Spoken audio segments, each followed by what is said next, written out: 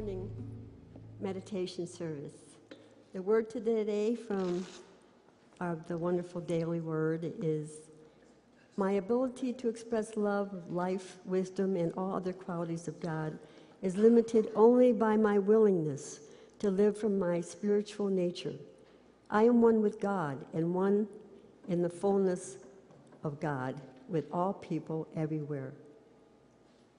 I am blessed with indwelling joy. So we're going to do a call and response meditation, and you're to respond if you so desire. Okay. All right.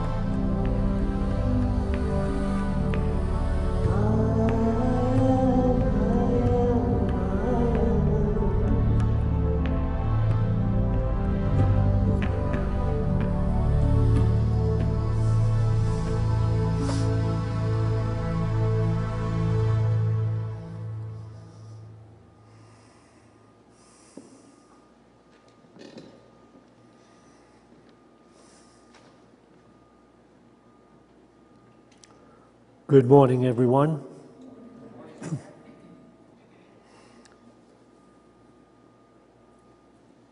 Norma and I and most of our family spent 5 days in New York City, and it was kind of like a retreat into the past of Norma and myself.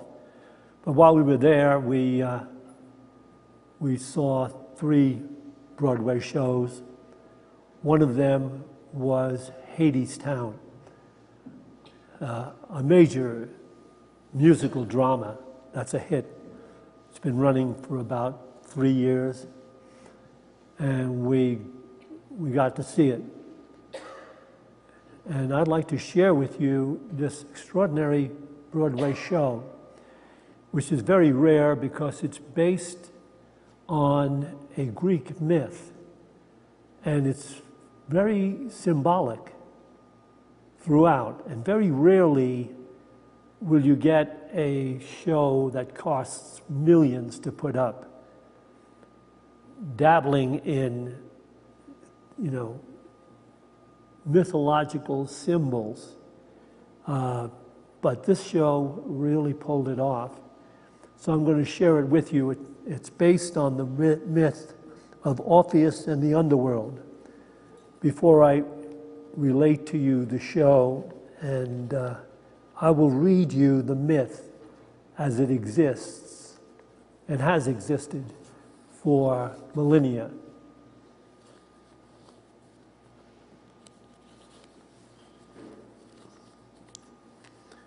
One of the most famous episodes in Greek mythology is the story of musician Orpheus and his descent into the underworld. Orpheus was the son of Apollo, the god of music, and he had been richly endowed with musical talents at his birth, so that when he sang and played on his lyre, no living creature could resist the beauty of his music. Wild beasts grew tame and followed him.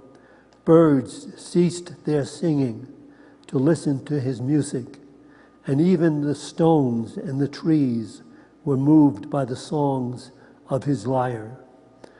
When he wandered into the valleys, the beautiful wood nymphs were entranced by his singing, and in time one of them, called Eurydice, became his wife.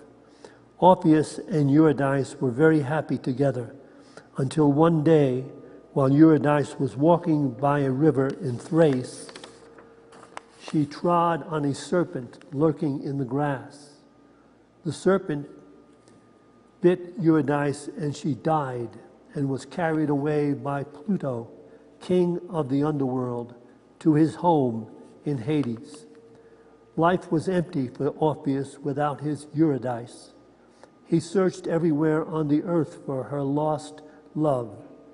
As he wandered from place to place, he called her name constantly, and his song told of their love and his great loneliness without her.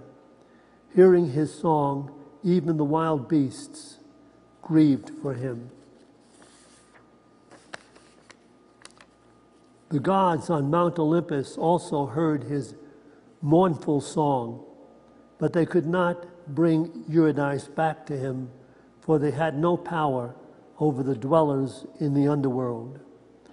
Having searched the earth in vain for Eurydice, Orpheus knew that she must have been taken down into the underworld.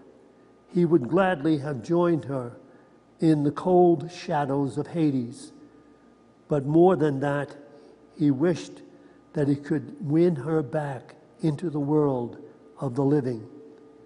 He determined to find his way to the underworld and bring Eurydice back to the earth. So he went to the end of the earth and squeezed through one of the narrow passages that led down into the underworld. Before him was a road running downhill, but with no one on it. Straight down this road he walked, and it seemed the longest road he had ever traveled. At the end, he came to the river Styx, which separates the world of the living from the world of the dead. At the side of the river, a black boat lay in anchor, and in it was Charon, the ferryman of souls, waiting for a passenger. But Charon refused to take Orpheus to the other side of the river because his boat was reserved for the dead. Thus Orpheus took his lyre, and he played such a sweet melody that Charon, charmed by the music, agreed to row him across the Styx. At the other side of the river, Orpheus was confronted by Cerberus. This three-headed dog stood constant guard lest any ghost should escape from the underworld. But Cerberus was also enchanted by the music of Orpheus, and he allowed him to pass. Orpheus walked on, unmolested, until he reached the cave where Hades sat on his throne, with his pale queen, Persephone, beside him. Here, Orpheus played and sang so sweetly that all the inhabitants of the underworld flocked around him. Young lovers who had been parted by death, loving parents separated from their children, brave heroes who had perished in battle, all gained comfort from the sublime music. For a little while, at least, the damned were relieved of their torment, and for the first time in the eternal ages of their death, they wept. The song that Orpheus sang told of youth and joy, of the beauty of the earth, and of his undying love for Eurydice and the tragedy of his life without her. Even the king of Hades himself wept with pity, and finally he agreed to surrender Eurydice, but on one conditioning. You must return to the world of light by the same way you came, Hades commanded, and you must not stop playing your lyre until you stand again in the sun. As long as you keep playing, Eurydice will follow you, and the moment the sunlight touches her, she will be a living woman again. Then Hades gave him a solemn warning. You must have faith to believe that Eurydice is really following you, he said, because until you return to the earth, she shall not appear to you or be allowed to reveal her presence in the darkness to you by the slightest sound or the faintest whisper. But on no account must you look back to see if she is there, for if you do, she will return to my underworld and remain there forever. Orpheus agreed to those terms, and he set off on the return journey to the world of the living. And as he went, he played and he sang, so that Cerberus let him pass, and Charon ferried him back across the river Styx. Up along the long road in darkness he walked, still singing, until at last he saw a speck of light before him. And as he approached it, he felt the fresh air upon his face.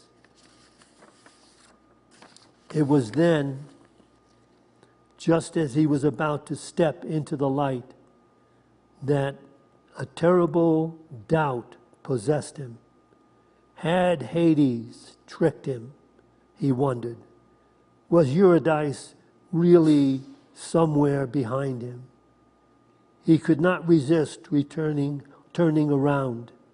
Yes, Eurydice was there, smiling at him, but he had broken his promise, and as he watched, his beloved Eurydice faded away, dying for a second time. Wildly he grasped at the shadows, but to no avail. Soon, death-cold Eurydice was on Charon's ferry, being across the Styx, taken across the Styx. This time, the underworld remained obstinately closed to Orpheus, No other living man had gone down into its depth and returned alive. But not even the enchanting singer would be given a second chance to probe the dark secrets.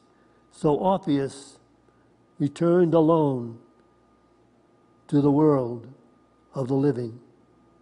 Orpheus never forgot his Eurydice, and he mourned her in sad songs all the days of his life.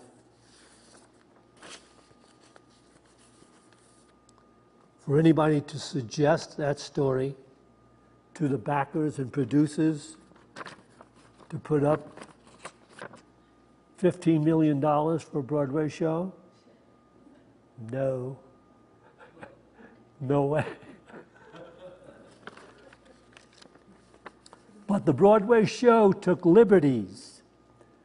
It was set in somewhat modern dress, modern times, in a railway station below which existed the realm of Hades. It was called Hadestown. From the beginning of the play, Orpheus, the leading character, is trying to finish writing a song that will bring about a transformation throughout the entire world.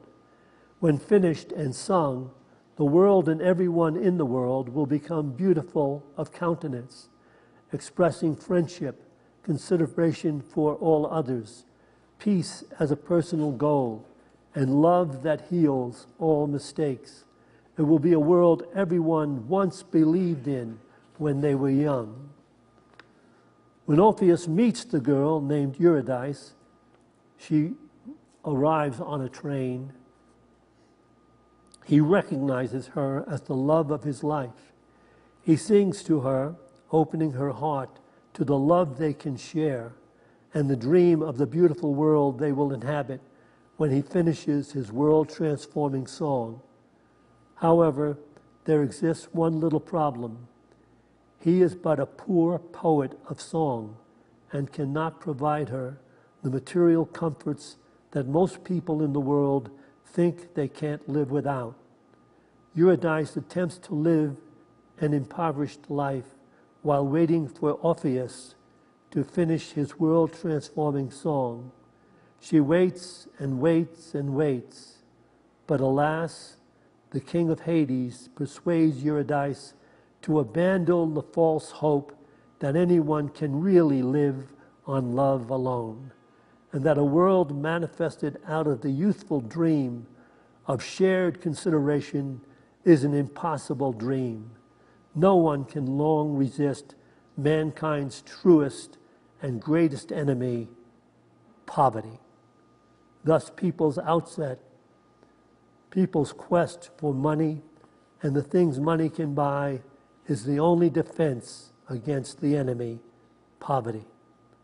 Thus, everyone dies to the youthful dream of love, and so does Eurydice, who joins the living, loveless dead in Hades, where they slave away forever, building the wall of material well-being and comforts that stave off the enemy, poverty. According to the play, that is what creates all the living dead on earth, symbolized by Eurydice slaving away at building the barrier to poverty. She lives in colorless, friendless camaraderie with the multitude of the living dead. The Broadway play, also a musical masterpiece, follows the Greek myth with Orpheus pursuing the love of his life into the shadows of Hades. Just like the myth, Orpheus sings his songs of love, which remind all the inhabitants in Hades, even the king of Hades is reminded of the dream of love, which everyone in Hades abandoned for the life of striving to stave off the enemy of poverty. So taken by the song of Orpheus, the king agrees to release Eurydice from death and agrees to let her follow Orpheus out of the long, dark road leading to the sunlight in earth. but on one condition, that the young poet-singer of love play and sing his musical songs all the way and never look back to see if Eurydice is still following him. The cunning king of Hades surmises that Orpheus will fail to have the faith in the love of his life, in the music, in the dream, without Eurydice right beside him. He will doubt she is there for him and look back. Before Orpheus starts the journey out of Hades, he has but one conversation with Eurydice, explaining to her that he can't promise her they will have a perfect life together in the world, that there will always be fair skies without difficult times, and work needed their attention. For the world above, he said to her, is a world of light and darkness, a world where you have to choose love and live from its guidance every day, and not ever, and not even his song, when finished, could transform what goes on in the world of light and darkness. So fated is the whole concept of life on earth, to be a life of light and darkness, where one must choose love every day, that his song cannot change that. Eurydice agrees and embraces him and loves him and promises to follow him all the way out of the realm of death. Thus Orpheus begins the long journey out of Hades. All along the way he sings. His faith in Eurydice is there while he sings. Somewhere in the dark he knows she is behind him. He sings of love. He sings of love and joy. He sings of the new life they will have together. The life that will heal all fears. But alas, when Orpheus sees the first glimmer of light in the world, he thinks that perhaps the king of Hades has tricked him and never released Eurydice to follow him. He turns to see if she is there, and he sees her smile and her tears as she fades back into the eternal darkness of death. Even in a play that cost about $15 million, that's how the show ends. But not quite. The play is brilliantly written and staged. The music is sensational. The acting, singing, and dancing, outstanding.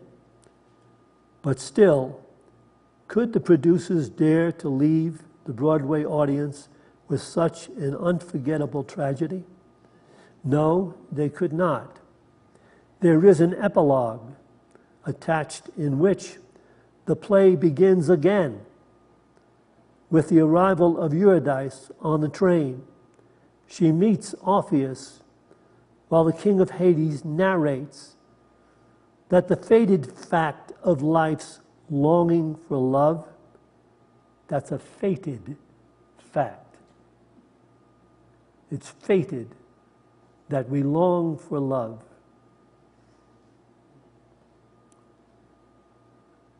Is never ending in its never-ending cycle, even though it always fails.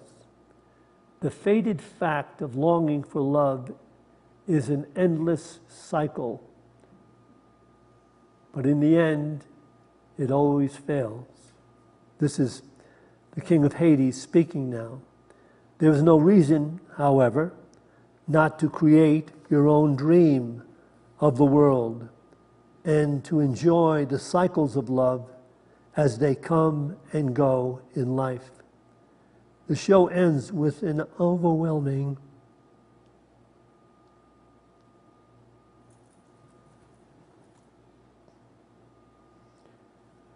An overwhelming choral arrangement celebrating the cycles of life in which we can awaken and enjoy love as it comes to us, and even enjoy love as it leaves.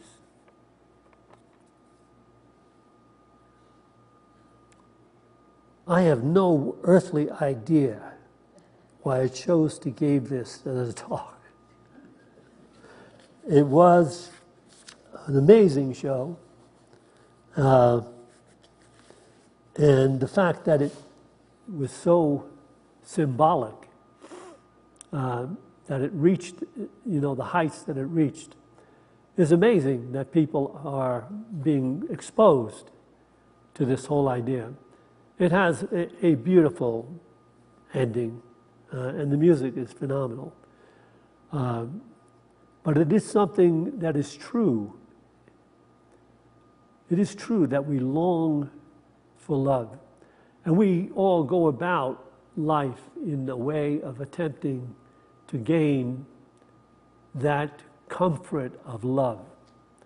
And so many people fall prey to the idea that the only real comfort in life can be gained through the material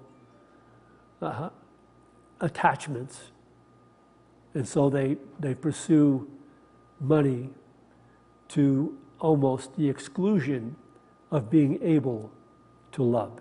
This is really what the play is getting across. It has deviated from the myth, which is not so entrenched in the whole idea of modern life, but the play represents that idea that while we long for love, we are so easily beguiled by materialism, and that we pursue it wanting the comforts in life, supposing that in some way can replace the wonderful dream of love that we all somehow have in our heart when we're young. We're inspired at the idea that life can be wonderful, it's great, and if you fall in love, that's what it's all about. But the play is saying that the cycle exists, that dream can never come to pass, because the fear or the greed that somehow comes over us in our living experience removes our ability to love. So we become simply consumers and people in conflict.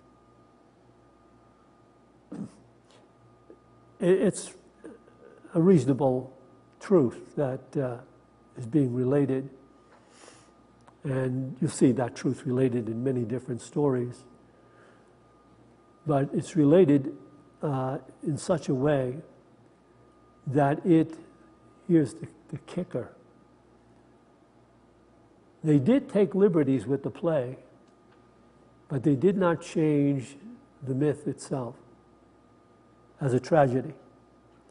The myth speaks of it as just that. With all the love that we may seek and pursue, in the end, we doubt that it can really prevail.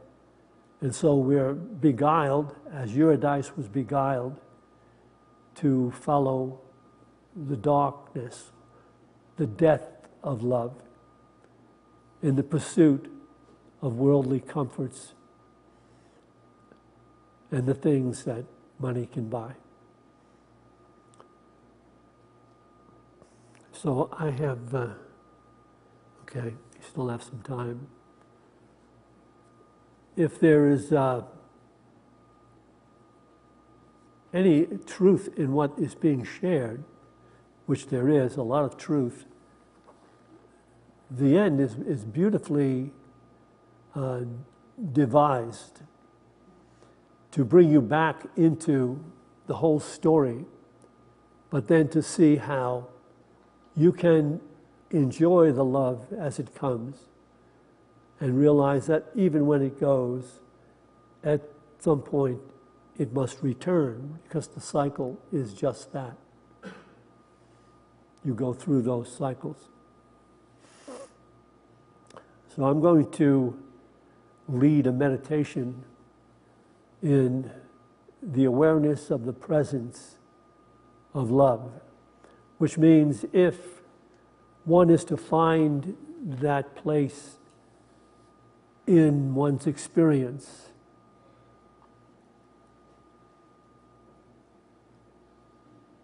to find that world where love prevails, is what the spiritual journey is all about. It is placing the comforts of the world and the things that money can buy second to your defined goal of becoming a citizen of love. One whose goal is love, whose purpose is to share love, consideration, forgiveness, and peace, regardless of the conditions and circumstances in which one finds himself or herself. And that, according to the masters, is the only way out of the world of tribulation. This is what the Master of Masters meant when he spoke about overcoming the world and following him, is to so embrace the divine awareness and consciousness of love, which is God, that all else serves to that priority in one's life ongoing. So it will always be love that is guiding, always mindfulness of love that leads us to the life truly worth living. So we'll begin by taking a couple of deep breaths. As you release your breath, release any particular cares or concerns you may have brought with you.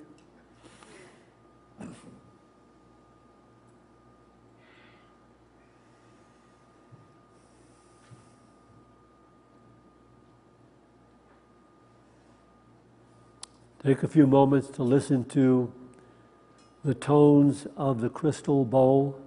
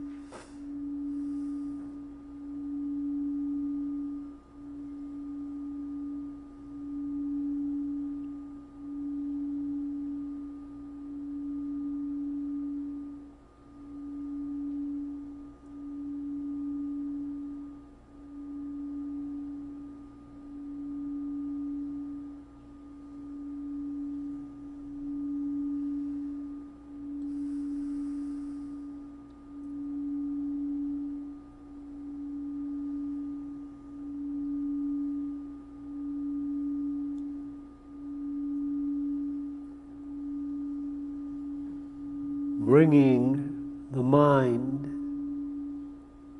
gently into the awareness and then the feeling of love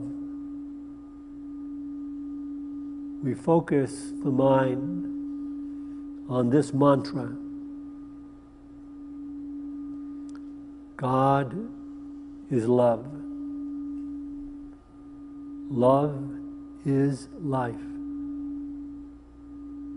I am God's life. I am.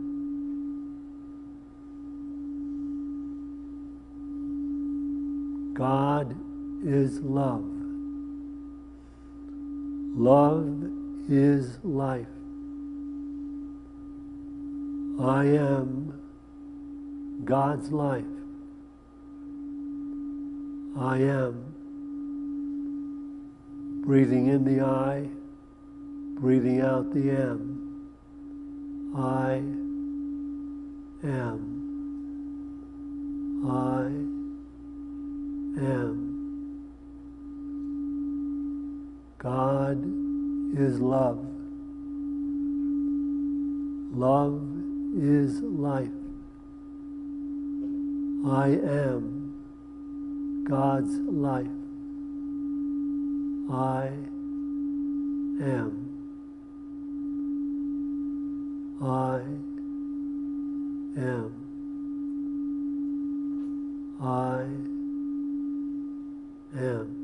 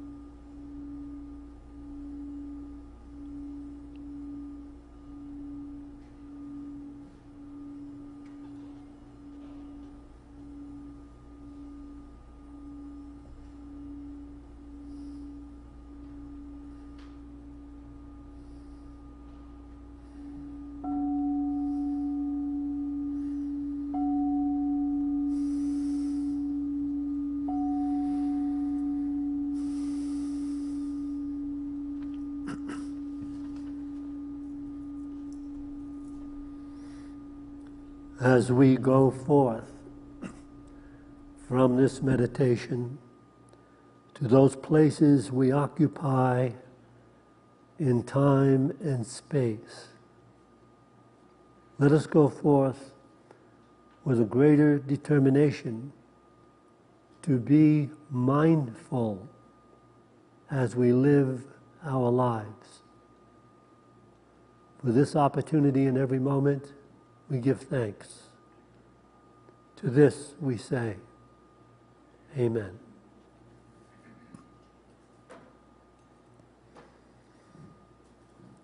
We will take an offering for unity now.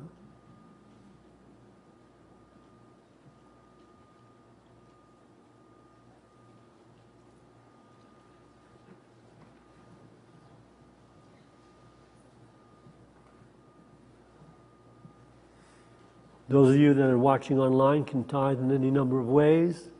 You can also scroll down to where it says donate and tithe to Unity of Boulder.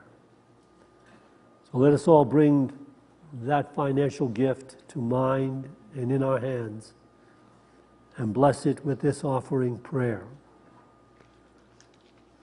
Divine love, through me, blesses and multiplies all that I have, all that I give, and all that I receive, because I give. And so it is.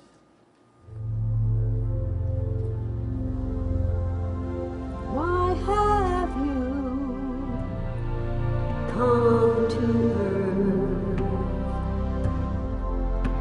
Do you remember? Why have you taken birth? Why have you come to love,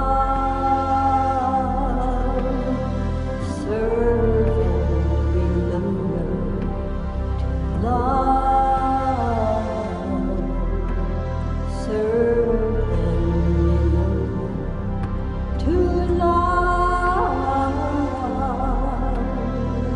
serve and remember.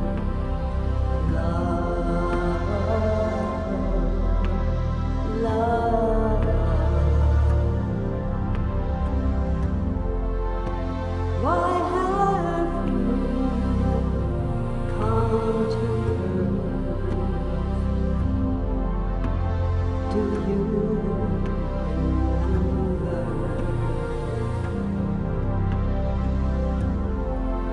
Why have you taken birth?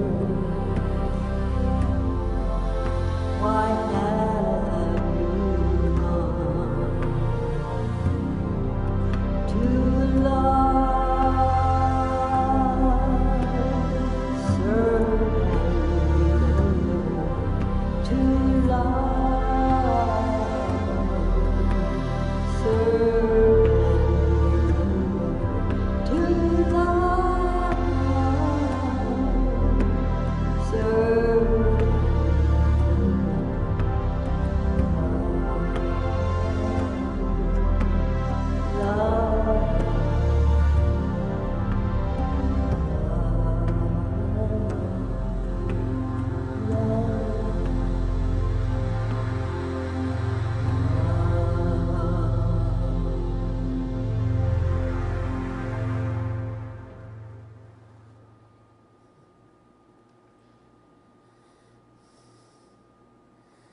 Join me now, please. We dedicate this tithe to the will and the work of the Spirit of Truth, the Spirit that joins all of us. We dedicate this tithe to the victory of the Spirit of Truth. Amen.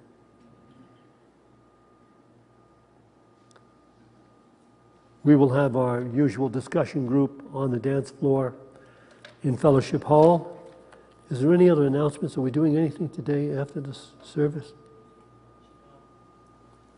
Okay. Cool. To everyone, have a beautiful day.